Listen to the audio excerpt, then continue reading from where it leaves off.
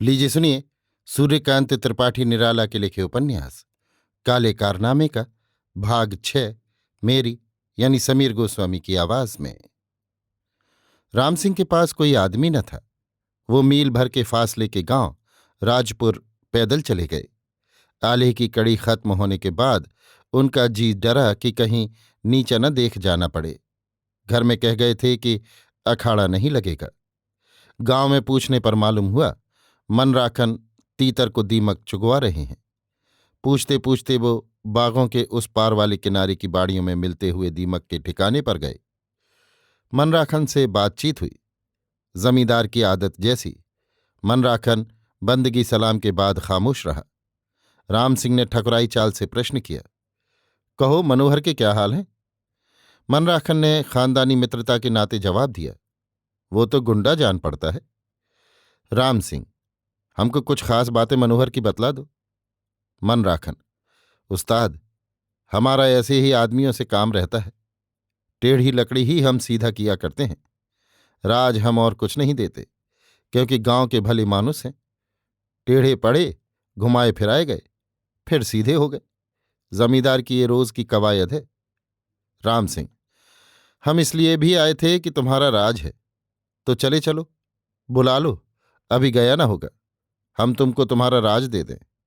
फिर किसी दूसरे जरिए हमारे यहां आवेंगे तो ये बात सबूत काफी है कि तुम्हारी मार्फत वो आए थे।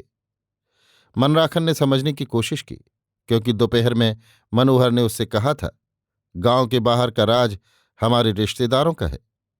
राम सिंह के आने का कारण भी उसकी समझ में आ गया कि वहां के जमींदारों में खटपट हो गई है। वो खामोश रहा। राम सिंह को उससे कुछ झिझक हुई। कहा, व्यवहार वो जो न छूटे, दांव वो जो वक्त पर काम दे। इतने दिनों से हम उसको लड़ा रहे हैं, इसके लिए भरोसा तुम्हारा था। मनराखन, चलो सिपाही भेजकर बुलवा लेते हैं और कह देते हैं कि तुमको इनके यहां लड़ने के लिए जाना है तो इनकी मर्जी के मुआफिक ही रहना होगा, नहीं तो अपना रास्ता नापो। मेड़ के किनारे उकड़ू बैठे तीतर चराते हुए मनराखन ने पिंजड़े में तीतर को ले लिया और झूमता हुआ गांव को चला, साथ में राम सिंह। मनराखन के दरवाजे बैठक जमी। अभी सूरज डूबा न था। सिपाही को हेच खाया समझकर मनराखन ने एक किसान को बुला लाने के लिए भेजा। तब तक व्यवहार की इधर उधर की बातें होती रहीं, जो कोरी बातें हैं। किसान ने लौटकर खबर दी, मनोहर घर में नहीं है। राम सिंह चलने को हुए। कहा, जमींदार का मामला है, भाई पीठ बचाए रहना। हमारी पीठ लगी तो तुम्हारी भी लगी।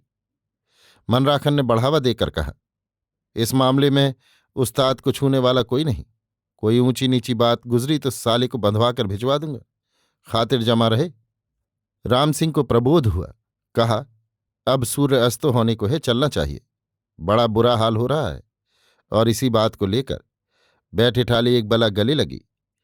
मनराखन ने फिर ढांढस बंधाया, एक चड्ढी गठवाते हैं बहुत जल्द। जब उन्होंने हमारा राज नहीं माना तो हमारा अपमान कर चुके। ये है कि अब आगे से होशियार रहना चाहिए कि इस आदमी की पैठ न हो। मेहमानदारी बढ़ाने की गरज से मनराखन ने एक पासी को बुलाया और गांव के किनारे तक छोड़ाने की आज्ञा दी। राम सिंह ने इसको राजसी सम्मान समझा। उनको ये न मालूम था कि ये पासी बदमाश है। सीना ताने चले गए।